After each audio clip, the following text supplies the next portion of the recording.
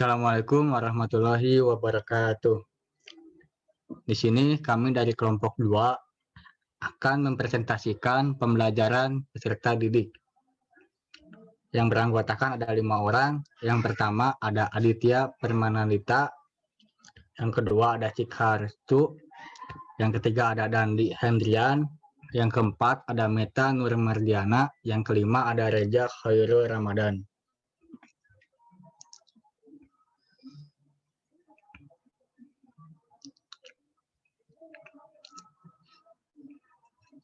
Jadi, apa sih yang dimaksud dengan pembelajaran itu? Belajar adalah suatu proses usaha yang dilakukan individu untuk memperoleh perubahan perilaku yang relatif dalam aspek kognitif, afektif, maupun psikomotorik, maupun diperoleh melalui interaksi individu dengan lingkungannya. Lalu dalam belajar juga terdapat aspek-aspek yang terdiri dari kognitif, afektif, dan psikomotorik. Yang pertama kognitif.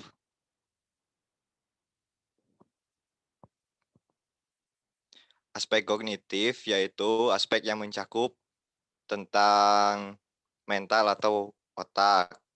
Yang pertama ada pengetahuan atau hafalan. Yang kedua pemahaman. Yang ketiga penerapan. Yang keempat analisis. Yang kelima sintesis. Yang keenam penilaian. Yang kedua afektif.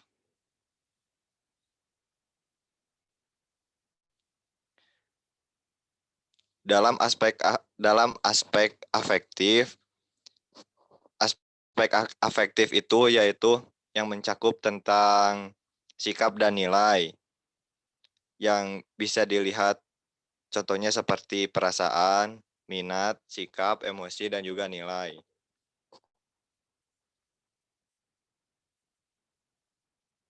Terus yang terakhir psikomotorik. Ranah psikomotorik atau hubungan aktivitas fisik yang seperti lari, melompat, melukis, menari, memukul, dan sebagainya.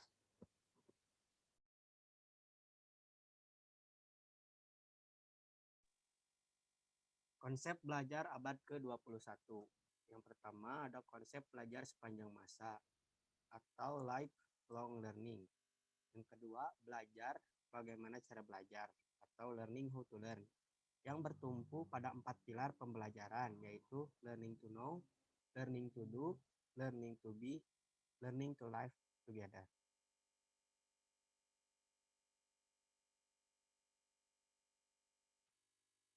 Empat pilar pendidikan. Yang pertama ada learning to know. Pilar pertama ini memiliki arti bahwa para peserta didik dianjurkan untuk mencari dan mendapatkan pengetahuan sebanyak-banyaknya melalui pengalaman. Hal ini akan dapat memicu munculnya sikap kritis dan semangat belajar peserta didik meningkat. Learning to know selalu mengajarkan tentang arti pentingnya sebuah pengetahuan, karena di dalam learning to know terdapat learning how to learn.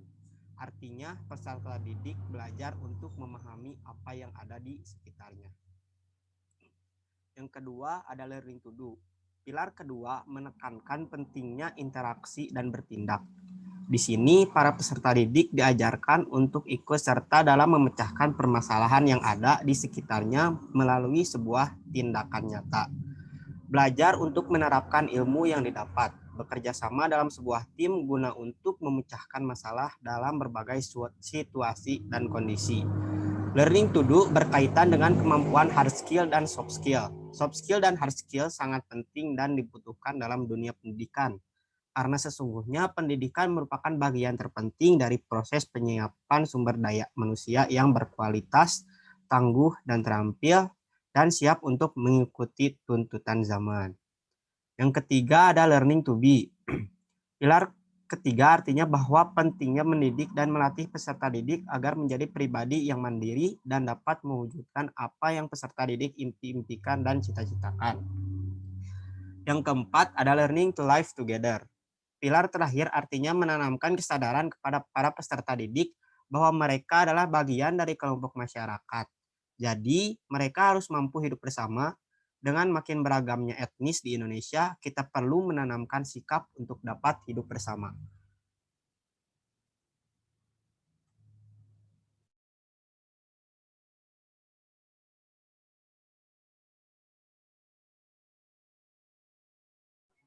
Bang Adit, mood.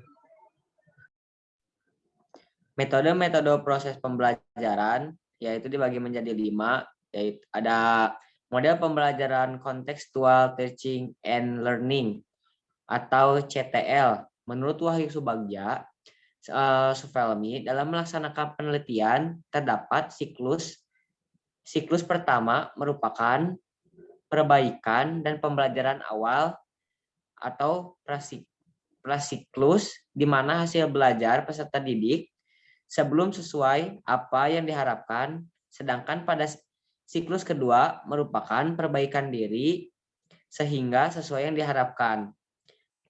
Terus ada metode pembelajaran Missouri Mathematics Project.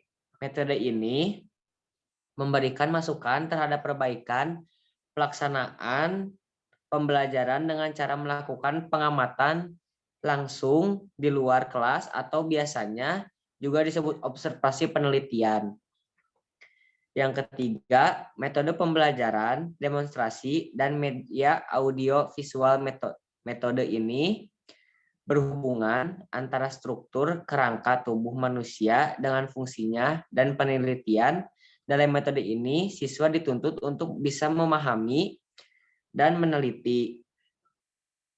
Terus ada yang keempat, ada model pembelajaran kooperatif, mind mapping. Pada metode ini, siswa berperan aktif untuk lebih memperdalam tentang mengeksplor dan mengimpor hasil yang telah diperoleh dalam suatu proses pembelajaran. Terus ada yang kelima, ada metode pembelajaran discovery learning, yaitu pembelajaran yang memberikan pengalaman nyata bagi peserta didik agar peserta didik dapat berpikir lebih tinggi, berpikir kritis dan kreatif agar bisa banyak mendapat pengetahuan yang bermakna.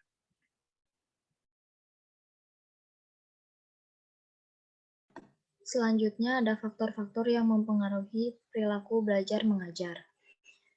Ada empat faktor yang mempengaruhi perilaku belajar mengajar.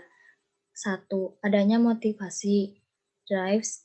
Siswa harus menghendaki sesuatu. The learner must want something. Kedua, adanya perhatian dan mengetahui sasaran. Siswa harus memperhatikan sesuatu. The learner must notice something. 3.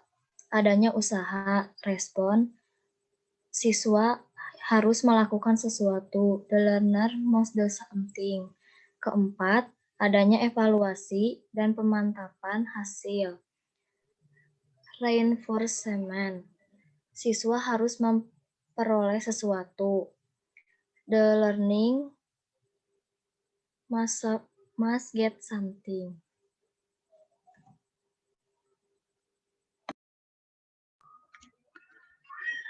Selanjutnya ada sebuah kutipan dari Syakuntala Devi, yaitu pendidikan bukan cuma bersekolah dan juga soal memperluas pengetahuan dan menyerap ilmu kehidupan.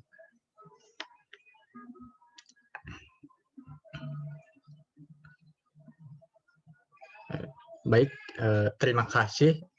Ini yang bisa kami tampilkan dari kelompok 2. Mohon maaf atas kekurangan dari kelompok kami. Akhir kata, wassalamualaikum warahmatullahi wabarakatuh.